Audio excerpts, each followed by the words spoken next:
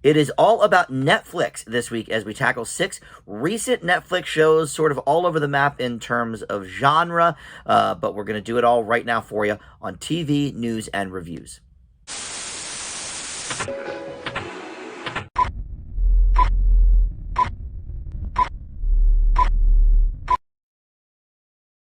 Hey guys, Dan here. This is Dan Reviews It. Welcome to TV News and Reviews for the week. We do this every week here on Dan Reviews It. And if you would be so inclined, if you're not one of my normal subscribers, check out the subscription button down below there. Would love to have you aboard as one of my subscribers, or just click the like button too. That helps the channel out, of course. So it is all about Netflix this week. I've been sort of, there's been some kind of shows on the side that were like, oh, that sounds interesting, but there were other important things. We had She-Hulk in the last few weeks, and House of the Dragon, and the Lord of the Rings show. So I sort of decided a few weeks ago we would do an all Netflix edition, and unfortunately, it does not feature the hottest show right now. Maybe we'll get to this one next week, but the Jeffrey Dahmer miniseries that just went up, I think, 2 or 3 days ago, that people are talking about. So that we'll put on the back burner for another time. But these all came out within the last month or so, and you've got Echoes, which is like a sci-fi mystery kind of thing, Partner Track, which is a law dramedy, I guess you could say.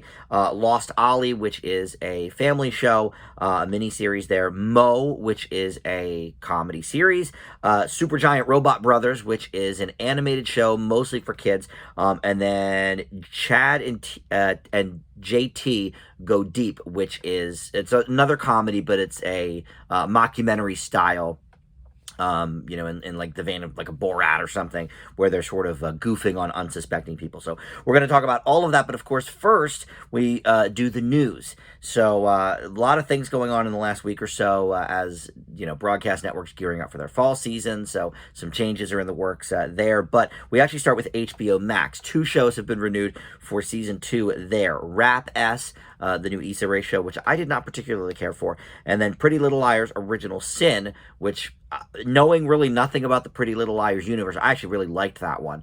It didn't necessarily make me want to go back and watch 8 seasons of old Pretty Little Liars episodes, but this sort of is in like the same universe but with a different set of people. So you can go into it not knowing anything, but I liked that one a lot. So both of those are returning for season 2 on HBO Max. And then this is sad for me. I loved this show. Paper Girls on Amazon is done after the initial season has been finished now. I didn't finish the season yet, but I think I saw 3 episodes of it. Really, really enjoyed it. And so I'm kind of bummed that's not getting a second season. In casting news, Chris Redd is the latest SNL cast member to depart. That makes 8 total cast members leaving, which I believe is the most that they've had leave in one season since the mid-90s. There was sort of like a big 95 maybe it was, where like Will Ferrell came on, Molly Shannon, Sherry O'Terry, that whole crew, Anna Gasteyer, Chris Kattan, Tracy Morgan. Like the only people that had stayed on from the previous year, I think, was David Spade and Tim Meadows. But like Sandler, Farley, Mike Myers, I think, had already been gone. All of the bit players, they left. So this is going to be another sort of changing year for SNL. They've added a few people that we talked about last week, but Chris Redd now makes 8 that has departed SNL. The premiere will be this coming weekend with Miles Teller as the host and musical guest Kendrick Lamar. All right, also in casting news, Claire Danes is joining HBO's Full Circle. This is a 6-episode miniseries which will co-star Zazie Beetz. It is about a kidnapping gone sideways. And then on Paramount Plus's Criminal Minds, Zach Gilford from Friday Night Lights has joined that cast, and for the reboot there. Most of the original cast members of Criminal Minds are returning, but he is a new face in the mix. It's called Criminal Minds Evolution. They've released the name update as well. And so in addition to Zach Gilford, like I said, 6 of the longtime members of the classic show are going to return as well. In announced programs, Netflix is going to bring back Teletubbies. I guess really this is more in reboots and spinoffs, but And we do have, I guess, one of those this week, but we'll do this in announced shows. Teletubbies is returning with Titus Burgess as the narrator. We know him, of course, from Unbreakable Kimmy Schmidt and many other great things. And it is really beefing up its kids slate over there in terms of like more live action stuff, because Gabby's Dollhouse is getting a new season. Moshi and Waffles is getting a new season. And then there's going to be a Coco Melon spinoff.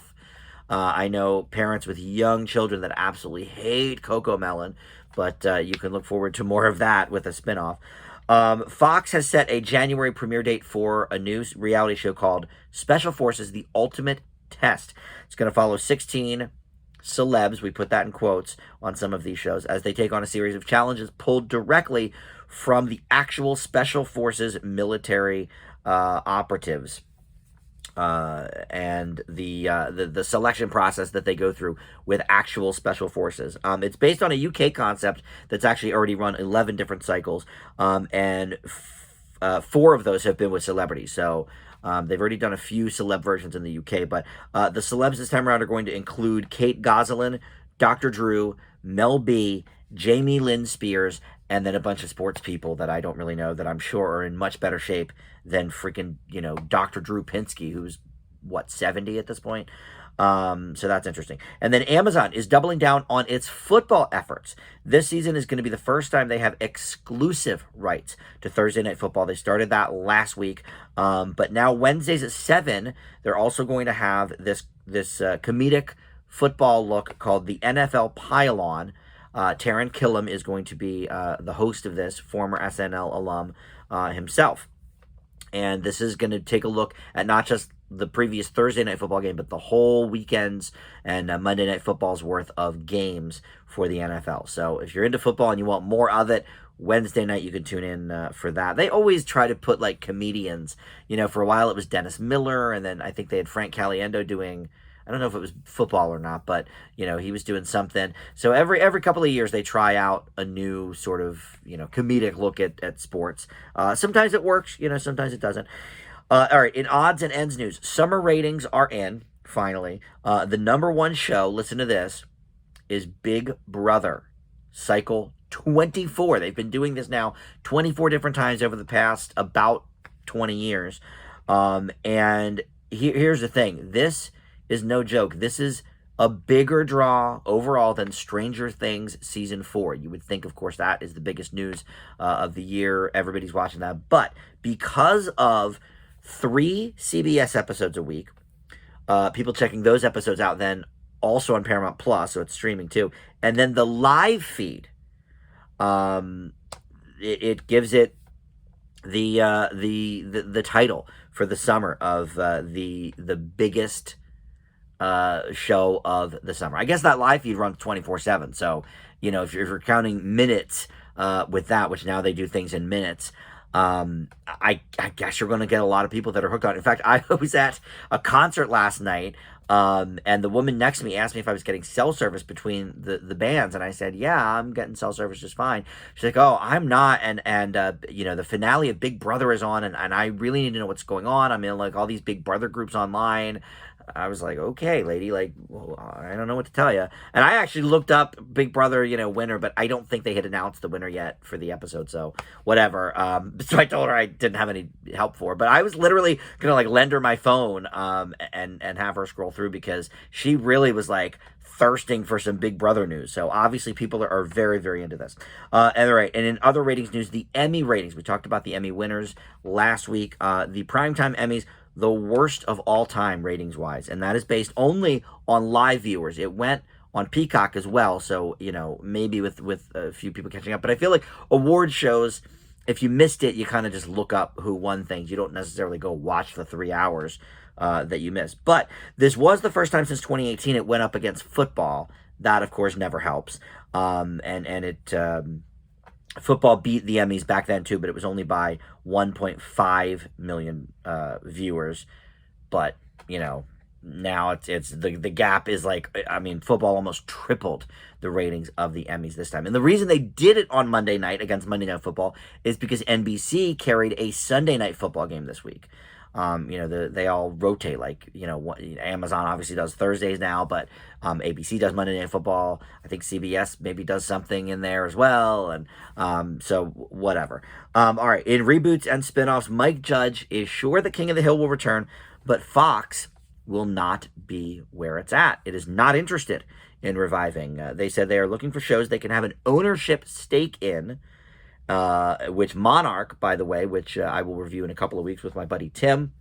We're going to do a couple episodes of TV news and reviews, broadcast fall lineups. Monarch actually was the first to debut by a couple of weeks, so there's been, I think, at least 3 of those on so far. But that is the first show that they own 100% of. And with something like King of the Hill that has had so many hands in it previously, that is really just not possible, unfortunately, for Fox. So Mike Judge is sure it will return, but he will be shopping it elsewhere. All right, so that is all I have in news. Let's turn it over to the reviews now. And like I said, it's all Netflix this week. We're going to start with Echoes, which is this miniseries starring Michelle Monaghan as twins. And the synopsis here is this is a mystery thriller about 2 women named Lenny and Gina who are identical twins. They have secretly swapped lives back and forth since they were children, culminating in a double life as adults where they share 2 homes, 2 husbands, and a child, and they just sort of go back and forth. But one of the twins goes missing, and so now we get to the mystery aspect of it. Michelle Monaghan, like I said, plays both of those.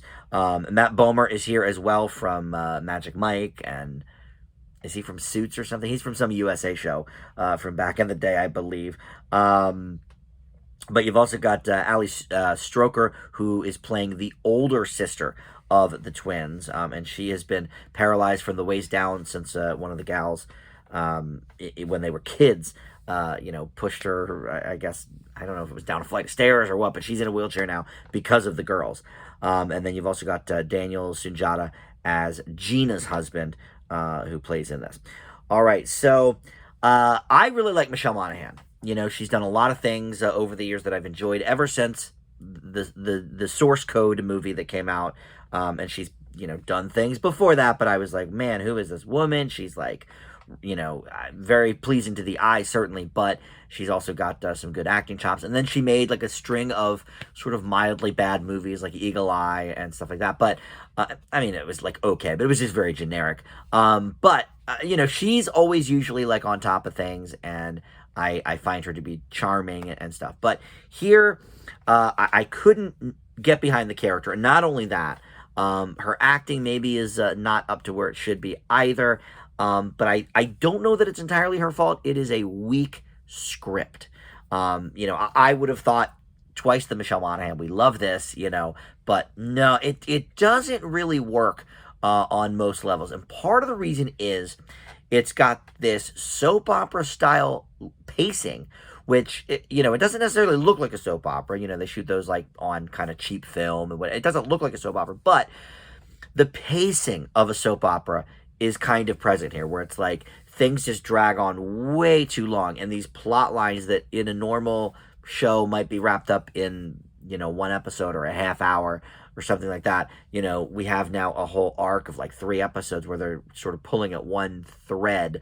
I really feel like this would have been much better served as a feature film, 2 hours, hour and 50 minutes, whatever, instead of this miniseries of 7 episodes. And they're not quite an hour. They're about like 45 minutes. Mostly it's, like a network drama if it had commercials in it. They're usually about 42 minutes these days. A lot of the episodes are sort of in that at shorter pace, but still at 7 episodes, you're looking at well over 5 hours for this miniseries that really, really did not deserve it. The twists and turns sort of get more ridiculous as we go along. And I only watched 3 episodes of it before. It's funny. A lot of these are so short, these shows this week, and because it's Netflix, you can binge them all. I did think about binging, a few of these different shows. I only watched all the episodes of one of them, but I was going to do this one if it was any good. And then after the third episode, I was like, I just can't do this anymore. Like, it's not written that well. The acting is subpar, and really the pacing, I think, is probably the biggest issue here. So overall, I leave Echoes with a D plus. This is, it could even be a D, to be honest. I may be giving it the benefit of the doubt because I do like Michelle Monaghan, and I have to say the initial mystery was interesting. Like the first episode, I was like, all right, let's kind of see where this goes, and then as we went along, it didn't really go anywhere interesting. So, but I'll leave it with the D plus, I guess.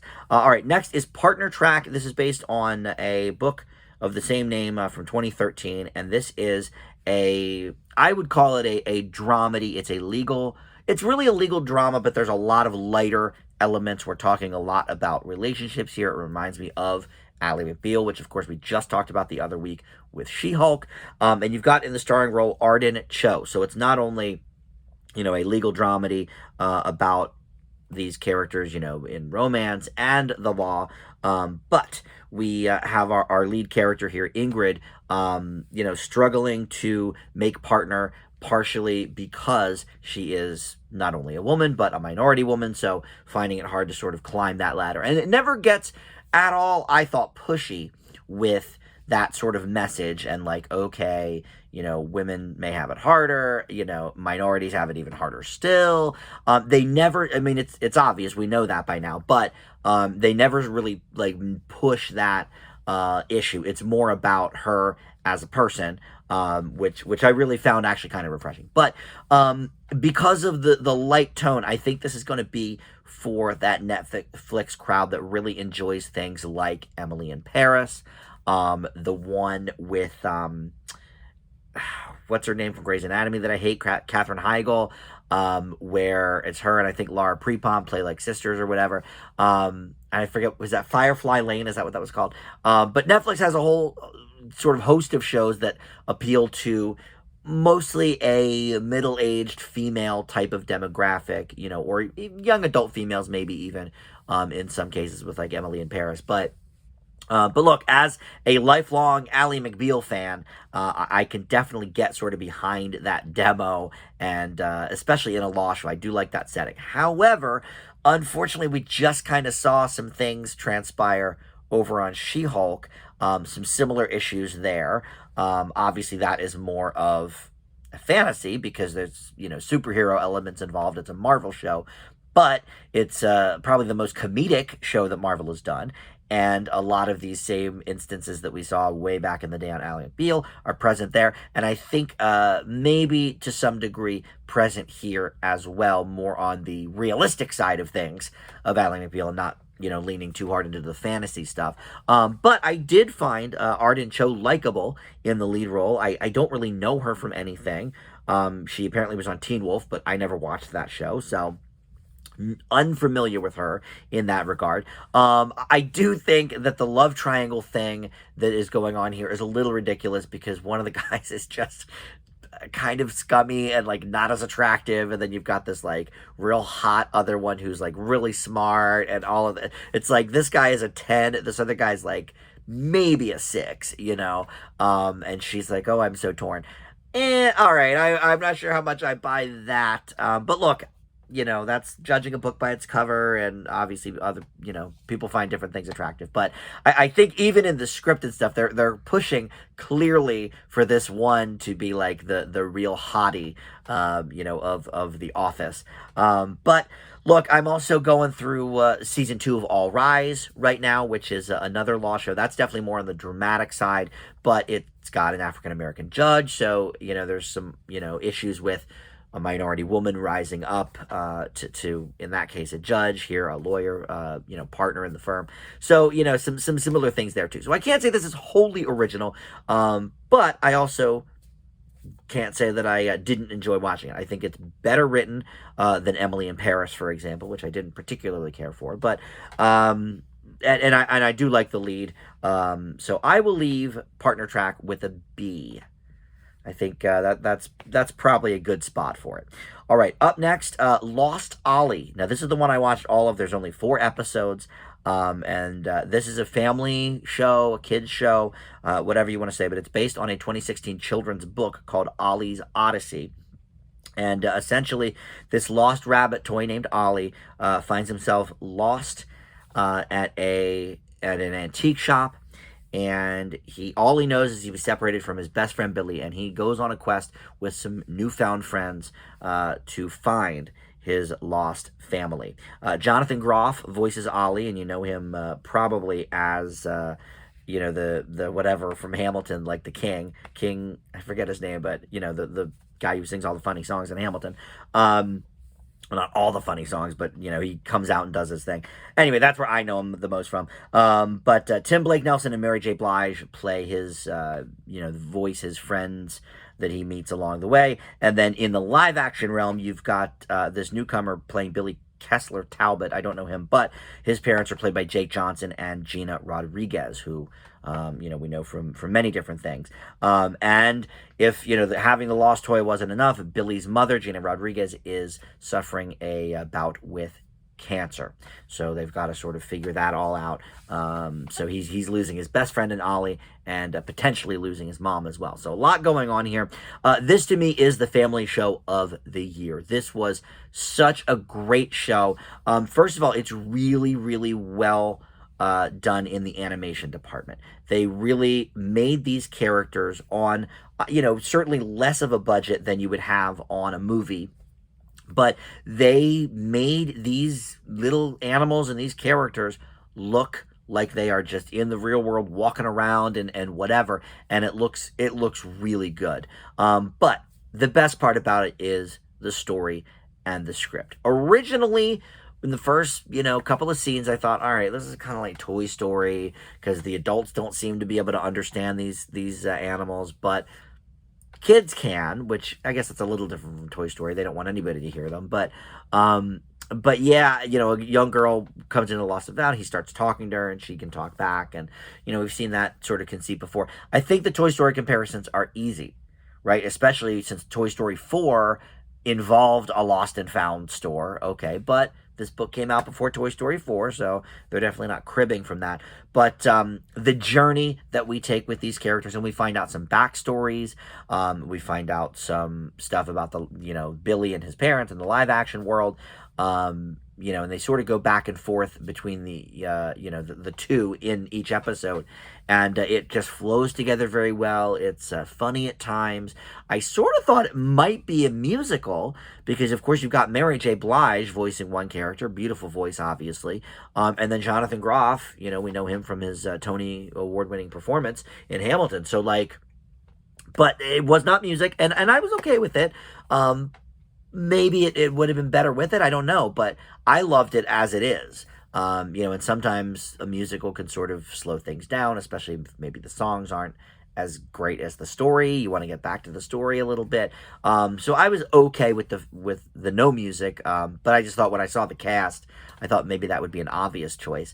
But I really, really can't recommend this enough. And it gets definitely a bit dark, as, did the last few Toy Story movies, I would say. The first one had its moments, I guess, with Sid. I guess they're all a little bit scary, but this is definitely more on the vein of like a Toy Story 3, where it's like things get really dark in this. But I think, kids above the age of maybe 7 or 8 could definitely handle it.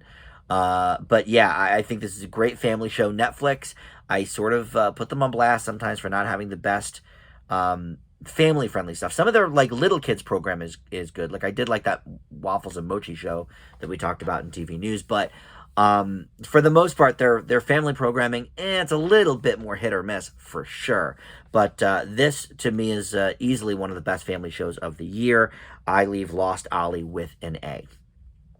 Next, we will talk about Mo, and this is a comedy series starring Mo Amer, who I guess maybe is a stand-up comedian, but this is loosely based on his own life as a Palestinian refugee living in Texas, and it was co-created by Rami Youssef, which I loved that show, Rami. I don't know if that's coming back for a third season, I can't remember, but when I saw that he was sort of producing it and co-created it, I thought, all right, well, this could be something, and sure enough, it really is. This is again, I'm glad I watched these sort of under the radar shows because I hadn't heard of most of them. I heard of Lost Ollie, and I think maybe I heard of Partner Track, but until I was like looking through what Netflix released in August and early September, I hadn't heard of most of these shows. And I'm really glad I discovered this one. It's really funny for one thing, but I think it presents us with, much like Rami did on his own show, an interesting look at a subject matter that we don't get a lot of in comedies. And unlike shows like Rami and maybe Master of None, and shows where, at Shrill with A.D. Bryant, shows where they take a particular type of person, whether it be a minority or, in A.D. Bryant's case, she's overweight, in what's that show that I loved on Showtime, where she was trans, and work in progress. That's what it is. I do so many of these shows, hundreds of years. Sometimes I forget the names, so I do apologize. Even when I love them, I forget the names. Work in progress, she was trans, and so she was dealing with that. So whatever the situation is, but it is like almost a one-man show type of thing where it's like, all right, these are my experiences. Let's look at my life. This is actually, I think, kind of a more traditional comedy. I mean, it doesn't have a laugh track or anything, but I think this is more of an ensemble than some of those other shows I mentioned. Mo Amer is, I don't know if it's Amer or Amer, but he is, really good in it. But I think it relies also on his sort of camaraderie and playing off of people that are either, in his family or his job or whatever. He's got his, tattoo artist in here, and his girlfriend, and his mother and brother, and the family's immigration lawyer. So, it's really sort of a whole thing. And the show is, I would say, mostly about the immigration stuff, which we've seen before in dramas. The recent Party of Five reboot did it. They did an arc in The Fosters about it. A lot of shows have sort of done, in the more dramatic sense, that immigration and ICE and all that sort of stuff. And it is scary stuff, so it makes sense to do it in a dramatic way. But I think sometimes, through comedy, things can be a little more palatable because, okay, that we can find the humor in these awful situations. I know that's how I live my life. When things are going down with me, I sort of, try to keep a sense of humor about it. And so, very serious issue, obviously, and it's about sort of his own life. But it's done in such a great way that we don't see very often in these types of shows. So I really like this one as well. I'm going to leave Mo with an A-. All right, next up, we are going to talk about Super Giant Robot Brothers. This is another animated show. This is, I would say, I guess, more for kids. It reminds me in the vein of like those 80s cartoons when I was a kid, like He-Man and Thundercats, and stuff where it's not so much character driven, but more just sort of the action involved. And each episode, I feel like, seems to be with different storylines, and there's no like through arc. It seems, at least from the couple episodes I saw. But basically, they are trying to defend the Earth, these two brothers, from an evil intergalactic empire that is going to send kaiju to destroy the world. And no, real famous people here, some famous voice actors in that sort of realm, and names that I've seen pop up when I do a lot of these animated shows. But this is an interesting one because it's the first show, I guess, or one of them, that uses these virtual production techniques through motion capture and virtual camera blocking for the characters in the action. So essentially, the animators are basically animating it, I guess, over top or whatever. And so it's kind of in real time. So it's like the first animated show to be rendered in real time, I guess. And here's the problem with that. I read that after I watched it. The animation, I didn't think flowed well at all. The movements were jerky, and it looked kind of cruddy because of that. And I didn't know that that's why, but I read up on it afterwards, And I thought, okay, well, that at least makes sense. At least there's a reason that it sort of looks a little bit, erratic and a little jumpy. And it was a total, total like turn off and distraction as I was watching it. It was a little bit hard for me to pay attention to the storyline of this very simple show, because here I am saying like, oh man, what's the budget on this thing or whatever. Turns out there is a reason that it looks like that, and maybe there is a future for that kind of animation, but I think they need to perfect it a little bit more. If they want to have any great success with it. Story wise, it's fine. It's a bit routine in terms of these kids action shows. The voice work is fine. Nothing about this really stood out to me as anything like super unique. Now I know, okay, the process in which they did it is a bit unique.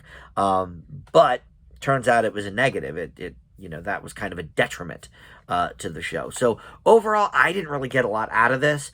But look, as a 44-year-old man, if I were to watch an episode of Thundercats for the first time, I would probably think the same thing. Like, what is this nonsense? So I don't know. And that's something I liked when I was 9 or 10 years old. So, obviously this is not necessarily for me, but I think they are sort of gearing up towards like going to anime fans and stuff, because it is, action based, and especially with, kaiju involved, it's a little bit of, Japanese kind of style, I guess, or at least storyline. But yeah, for me, it just was not doing it. So I leave Super Giant Robot Brothers with a D+. All right, and finally, we will end with Chad and JT Go Deep. Now, this is from Tim Heidecker, which I have mixed feelings about. He does the Tim and Eric awesome show. Eric might be involved with this too, even, but which I didn't really like the show. They made a movie which I really didn't like, and some of their comedy I don't go for. But this kind of stuff I kind of like when it's done well. This sort of man on the street making a fool of himself for the innocent bystander that is unknowing of what's going on. Sacha Baron Cohen does it with Borat and Bruno and all of that kind of stuff. We don't see a lot of it really on TV anymore. We used to see like skits and stuff with like Candid Camera way back in the day, and Jamie Kennedy and stuff, and Punk'd even, I guess, to a degree, but that's with celebrities, of course. But yeah, this is like, for fans sort of that Nathan Fielder type stuff, and maybe, for the Tim and Eric stuff. But basically, Chad and JT are taking their activism to the streets of Southern California to spread awareness on their important issues. But they are dum-dums. They are even named in the first episode the real life Bill and Ted. So they've got that sort of California dum-dum surfer vibe, that can be kind of generic, but since they're talking to real people and sort of unsuspecting victims, it's very funny because they make complete jackasses out of themselves. But the people don't really know that yet. So it gets some funny moments. I like that this is a short program. It's only like 21 minutes, 22 minutes per episode, much like a network show would be with commercials. So I like that they knew, okay, we don't want to go too in depth with this. I almost watched all 6 of these. I just didn't really have enough time, but they're so short you could watch the whole series in about 2.5 hours. At least the first season. I don't know if there's going to be more, but and I don't know these guys. I am not familiar with them. And it's they're played by Tom Allen and Michael Kimcow is not one of the people. Oh, JT Parr, that might be his real name. Okay, well, there you go. But Tom Allen plays Chad.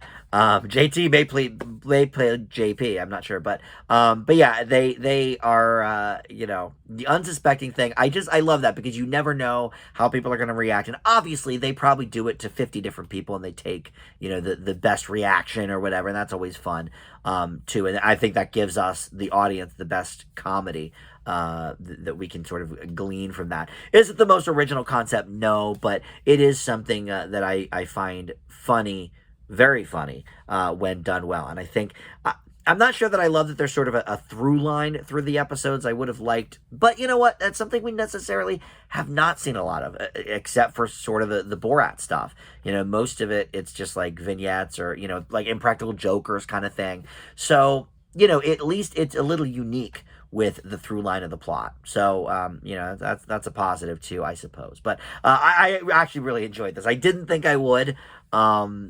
Because I saw, Tim Heidecker was involved, and I'm like, I'm really not thrilled with him all the time. But I leave Chad and JT go deep with a B+. Good stuff. All right, so really running the gamut here with the Netflix grades. Some of the best stuff of the year, and definitely things that could be in contention for among the worst of the year. I definitely don't recommend Echoes, if that was not clear already. But we have, I think, at least one more week, maybe two, to catch up on some other things. And then Tim and I are going to sit down and do 2 episodes of the new fall broadcast series, because I think we figured out there's like 11 or 12 of them total. So we're going to tackle all of those for you, and it'll be fun to have a guest in here for the news and reviews. We don't usually do that. But until next week, another TV news and reviews. You can check out some other great things on my channel as well. Lots of movie and other TV reviews there. And we'll see you next time. Bye.